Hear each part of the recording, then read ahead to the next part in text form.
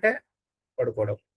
సుషుప్త అంటే మంచిగా పడుకోవడం, గాఢంగా పడుకోవడం, ఉరక పెట్టి పడుకోవడం లాంటిది. ఇంకేమి ప్రపంచ పీక మీద దొంగోడొచ్చి పీక మీద కాలేసినా సరే వీడికి చలనం లేదు. అటువంటిది. ఎత్ర సుప్తో నా కంచన కామం కామయతే నా కంచన స్వప్నం పశ్యతి తత్సుపిష్టం సుషుప్తం.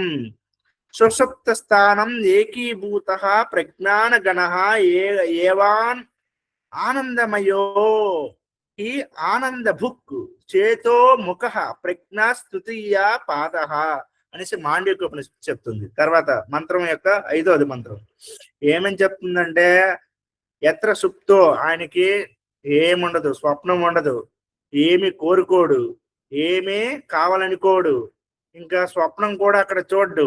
అటువంటి స్థితే సుశుప్తి. అక్కడేం స్వప్నాలు ఏముండవు, గాఢగా నిద్ర పడుతూ ఉంటాడు. అది ఎటువంటి స్థితి అంటే ఆనందమయ స్థితి అంట.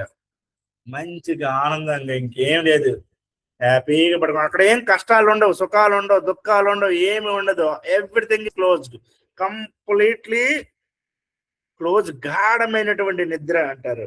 అక్కడ ఎటువంటి ట్రాన్సాక్షన్ జరగవు, కంప్లీట్లీ క్లోజ్డ్. మొత్తం డోర్లన్నీ మూసుకుపోయాయి, ఇంకేం లేదు. అలా నిద్రావస్థ, గాఢ నిద్రలో ఉంటాడు. ఆనందం, ఇంకా అక్కడ దుఃఖము సుఖము ఏం లేదు కాబట్టి ఆనందమయమే. కానీ ప్లస్ అజ్ఞానం ఉంది. ఇదేమంటే ఆనందమయం స్థితి కదా ప్రభు, ఏంటి బ్రహ్మభూతం అయిపోయాడా, భగవంతుని పొందేశాడా, అవేం కాదు. అజ్ఞానం ఉంది. ఇంకా అజ్ఞానమయ స్థితి ప్లస్ ఆనందము, ఇదే. ఈ స్థితిలో వీడిని ఏమంటారంటే ప్రాజ్ఞుడు అంటారంట. ఆత్మని ప్రాజ్ఞుడు అనేసి పిలువబడుతుంది. అజ్ఞానం ప్లస్ ఆనందం. ఉదాహరణకి ఎవడు, కుంభకర్ణుడు. ఉదాహరణకి కుంభకర్ణుడు 6 నెలలు పడుకోవడం, 6 నెలలు జాగ్రత్త, 6 నెలలు వీడికి స్వప్నమే ఉండదు. మళ్ళీ స్వప్న స్థితి ఉందో లేదో.